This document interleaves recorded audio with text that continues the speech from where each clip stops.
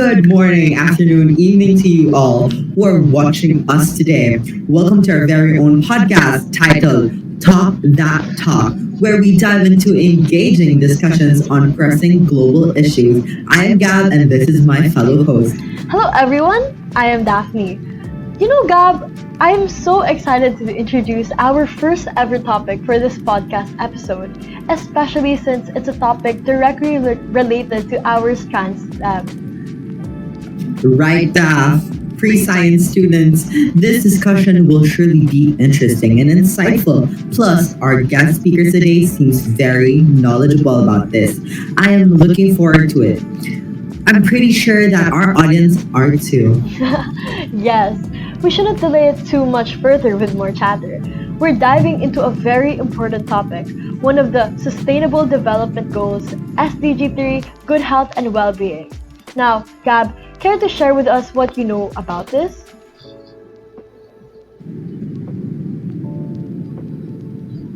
Yes, surely. This SGD focuses on ensuring healthy lives and promoting well being for all ages. It highlights access to essential health services, disease prevention, mental health awareness, and the reduction of health disparities in the communities. From this description, we already see actually its importance as why we need to achieve this goal. Wow, I really see it. Achieving UN SDG 3 is super important because it is all about making sure people everywhere live healthier, longer lives. It helps reduce preventable deaths, fights diseases, and ensures that healthcare is available to everyone, not just a lucky few.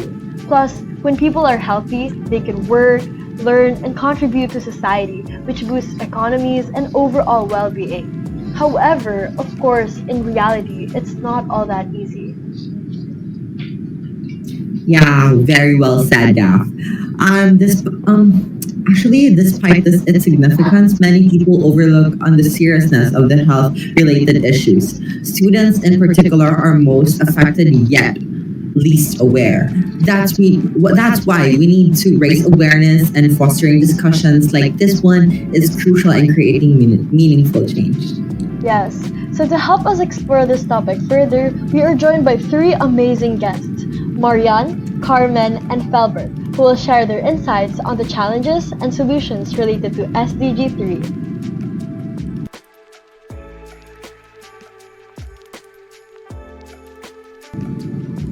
Before we begin, we would like to ask you all to introduce yourselves to the audience.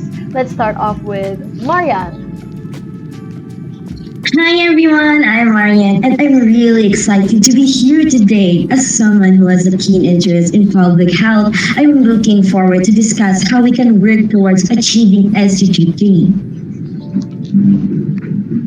Hi, I'm Carmen. I believe that healthcare should be accessible to everyone, and I'm eager to share my thoughts on the current challenges and possible solutions in achieving good health and well-being for all.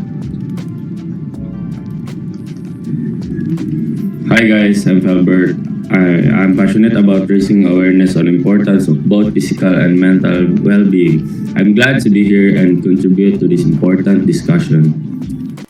Thank you all for joining us, and I am so glad to hear that you're all are ready. Now, let's talk about the key challenges in achieving this SDG. Now, Marianne, what do you think are the biggest challenges in the healthcare in the Philippines? Achieving SDG 3 is a challenge, particularly in developing countries like ours. Three major barriers are inadequate healthcare infrastructure, a shortage of medical professionals, and the high cost of medical services. Many rural areas lack hospital and clinics, forcing residents to travel long distance for medical care. The shortage of healthcare workers, particularly due to migration for better job opportunities, leaves local hospitals understaffed. And of course, the high cost for medical care makes quality treatment inaccessible for many low-income families.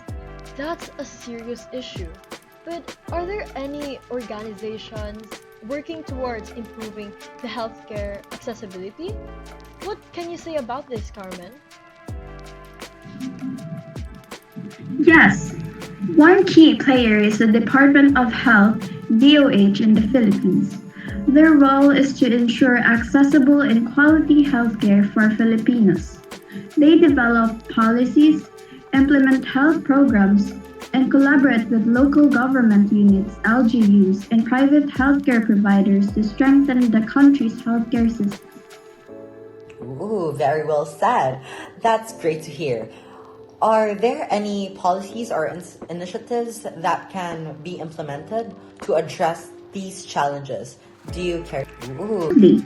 One of the biggest initiatives is the Universal Healthcare UHC law, which ensures all Filipinos are automatically enrolled in PhilHealth and strengthens primary healthcare services. The National Immunization Program, NIP, also plays a significant role in preventing diseases like measles and polio. Another crucial initiative is the Doctors to the Barrios DTTV program, which sends physicians to remote areas to provide medical care. That's really promising. Now, Marianne, how does this SDG relate to other sustainable development goals? SDG 3 is deeply interconnected with other SDG. It links to SDG 1, no poverty, because poor health can lead to financial hardship, and poverty itself limits access to healthcare. SDG 2, zero hunger, is also relevant as malnutrition weakens immunity and increases disease vulnerability. Education under SDG 4 plays a role because poor health affects learning and education promotes health awareness. Lastly, SDG 13, climate action, is significant since climate change worsens health risks through pollution and diseases outbreaks. Addressing SDG 3 requires a holistic approach. That makes perfect sense. So, lastly, to wrap this all up, how can individuals, schools, and young people contribute to achieving this goal? Individuals can practice healthy habits, prioritize mental well-being, supports local health initiatives, and spread awareness about preventable diseases. Schools should implement health education programs, offer mental health support, and encourage physical activities. Young people can advocate for mental health care policies, participate in community outreach programs, and use social media to educate others. Small action when combined can make a big impact. Wow, this has been such an insightful discussion. Okay na? That's really promising. Now, Marianne, how does this SDG relate to other sustainable development goals?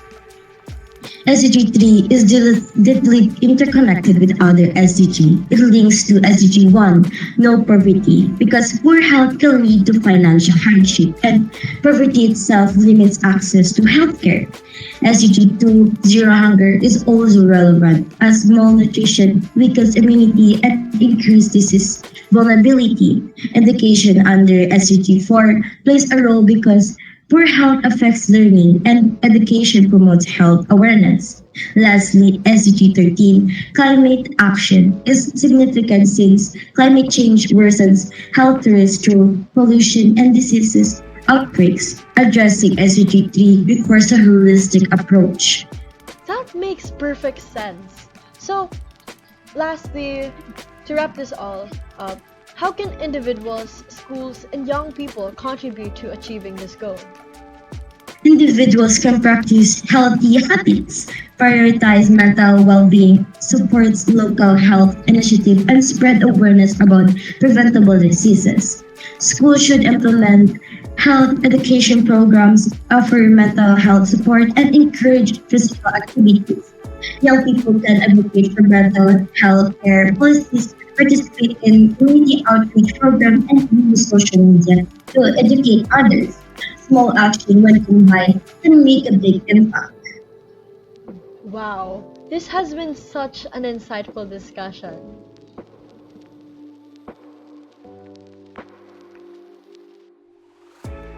Now, Carmen, what are your key takeaways from today's episode? My biggest takeaway is that health and well being are essential for a thriving society.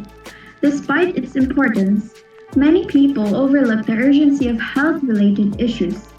Raising awareness and fostering proactive care can lead to meaningful change. That's a great insight, Felbert. If you had the chance to give recommendations to world leaders regarding the SDG 3, what would they be? I have a few recommendations. First, world leaders should invest in accessible healthcare system, ensuring quality medical services, vaccination, and mental health support for underserved communities. Second, they should educate the public on healthy lifestyle through school wellness programs and public campaigns. Third, government must support digital health platforms that promote fitness, nutrition, and mental well-being. Those are really excellent points. I've also heard about how, through the collaboration with private sectors, non-profit organizations, and local communities are also crucial in expanding healthcare outreach. And lastly, prioritizing mental health awareness and support is essential because emotional well-being is just as important as physical health. And finally, Felbert, what's your challenge to the fellow learners who are listening to this podcast to help achieve SDG 3? My challenge to all the students is to take an active role in promoting good health and well-being. Advocate for healthy lifestyle, share resources on fitness and mental health, and encourage open conversation about emotional well-being. Support local initiatives, volunteer in programs, and use social media to spread awareness. Small but meaningful action can lead to significant impact.